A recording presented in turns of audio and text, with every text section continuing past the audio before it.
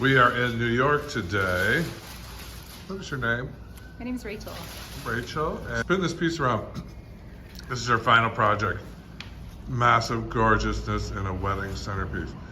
If I was at a wedding and I walked in and saw this, I would say, oh, who's in town, huh? You somehow managed to take 80 pieces of flowers, there's a lot in there, and composed it into a perfect ensemble.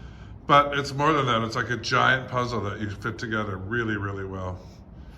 It is spectacular. Again, many centerpieces don't like it. Mostly people do that ball, one whole ball of hydrangeas. This is a deluxe puzzle. It has balance, it has harmony, it has all the great rules of design. But this is spectacular. Thank you. Do you know how good it is?